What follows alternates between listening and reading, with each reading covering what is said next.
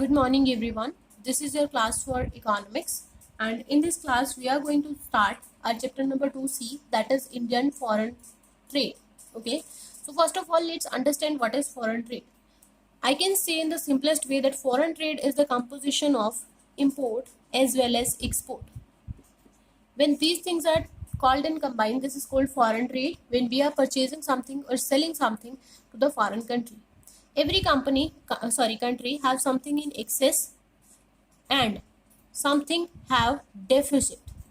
That means the country needs something and have something to sell, which means for a proper and stabilized growth, the country needs to purchase something from the outside country and sell something to the another country as well.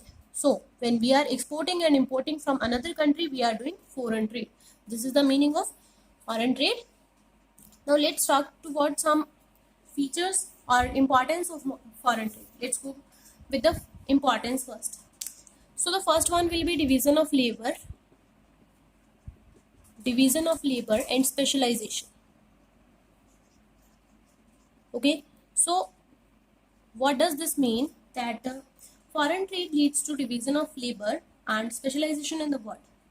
Like some countries have much natural resources with them, then they should export the natural resources. Okay, and import finished goods. They will just import finished goods. They will sell natural resources to some other country and purchase finished goods from that country also. Okay, but for that they need manpower also. That manpower must be exported from the country when they have in excess. If some country have in excess some manpower, then they can export their manpower to the country who is in need, and from that country they can purchase the finished goods and import it to their country. Okay, this is how we have divided our labor in various countries to do the production. Okay, also when we are importing labor from some other country, that means we are importing special skilled labor, and special skilled labor will produce specialized product in our country. So this is how labor division and specialization work in India's foreign trade. Second is optimum allocation of natural resources. Optimum utilization or optimum allocation of resources that are present in a particular country.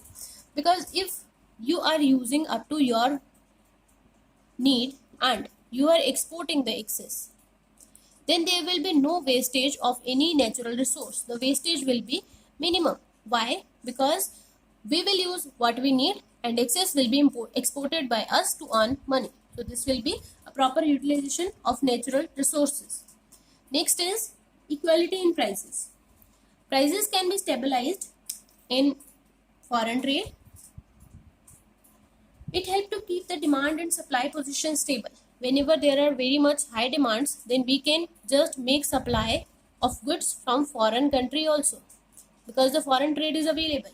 And if we have much excess supply, the supply is very much high, then we can create a demand from the foreign country. We can also accept the demand from the foreign country. This is how we will stabilize our prices. Okay, next importance is we have multiple choice available just because of foreign trade. Multiple choices are there for a particular product. Suppose soap, then there are number of brands for soap that are available in the foreign market. We can purchase any of them according to our convenience. Next is ensure quality and standard goods. Why? Because we have to compete. Compete with whom? Compete with the product of foreign countries also, international brands. So when we are competing with these brands, we have to improve the quality of our product so that we can just meet their standards. So for that we need to compete and to compete our quality so that we can produce good quality products and sell that in the market. Next is raising the standard of living of people. Standard of living will be raised. How? Because the more the foreign trade will be, the more will be the production. The more the production, the more the employment.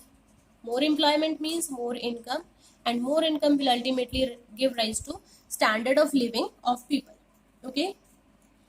Next is it will generate employment opportunity at a large scale. Yes, whenever you are doing foreign trade, then employment opportunities are always there for you. There will be greater employment opportunities for each and every person. Next is it will facilitate economic development. Due to foreign trade, our GDP will increase, and GDP increase directly means economic development. So we can say foreign trade develop our economy as well. Assist during natural calamities. Assist during natural calamities. Like any of the natural calamity happen in a country, the foreign friends, the countries with which we are doing foreign trade, that companies will took step forward to help us in our natural calamities. As you can see, whenever there is a flood or any other natural calamity, then foreign countries took forward step to donate some money or something else to the natural calamity affected country. Next is it is helpful to maintain a good balance of payment position. Balance of payment basically means import less export. Okay, or export less import. Okay, you can also use that. Balance of payment. For completing the balance of payment, we need foreign capital or foreign money, foreign currency. From where will we get this foreign currency?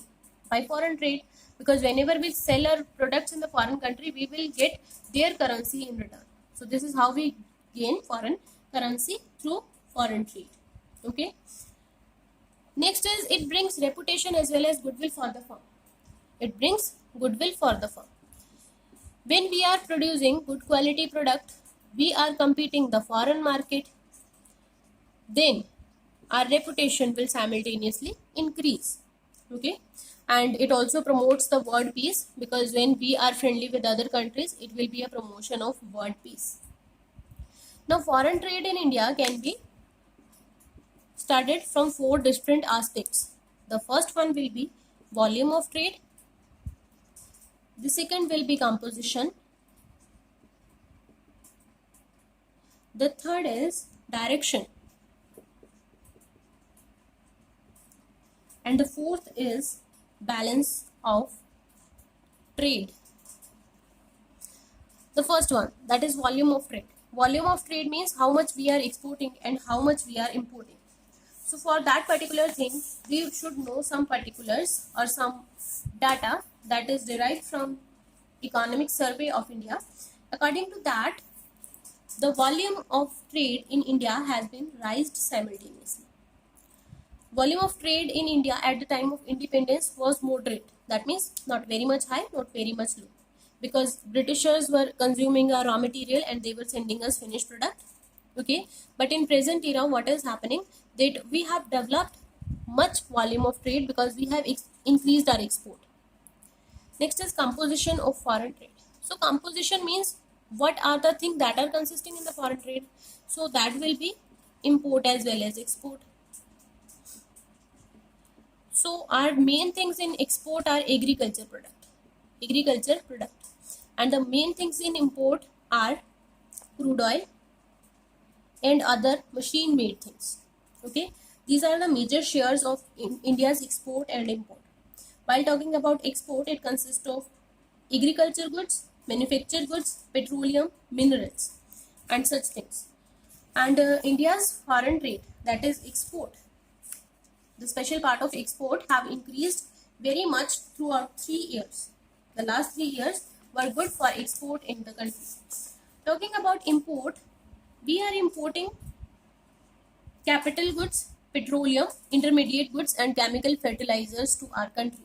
This is the composition of foreign trade, what we are doing in foreign trade. Next is direction of foreign trade. Direction of foreign trade means the countries to which India export its goods or from which it will import.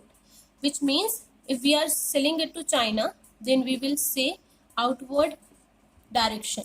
And if we are importing from China, then we will be saying inward direction of trade. Okay. And yes, this can be explained by some of the examples, like in Japan and Russia, our import have been increased, and Indian trade, that is of oil producing and exporting countries, have increased because we don't have enough of the oil making industries. Eastern European countries, Our trade with Eastern European countries have decreased simultaneously, because now we are not dealing with that countries much, and we are now dealing with developed countries. Our focus is on developed countries only. Last is balance of trade. Balance of trade means the value of export less the value of import. How much we have exported, how much we have imported. This is the balance of trade. What happened that in the 1951-52, that is the first 5-year plan, balance of trade was 174 crore rupees. It rised in 1989-90 to 7,28,237 crore rupees. And in present time, that is in okay, so the last data was of 2017-18, because at that time we have adopted our last 5-year plan, and at that time our balance of trade was 10,10,729 crore, which means our balance of trade is increasing increasing day by day. Okay, every year our balance of trade is increasing, starting from the beginning of the first year to the end of the planning commission and establishment of Niti Aayog. We have increased our balance of trade very much, from 174 crore to 10,10,729 crores. Okay, this is a very huge change. Okay, so we have studied about foreign trades, its various components and importance of foreign trade in today's class. I hope you understood all the concepts. Have a very nice day, students.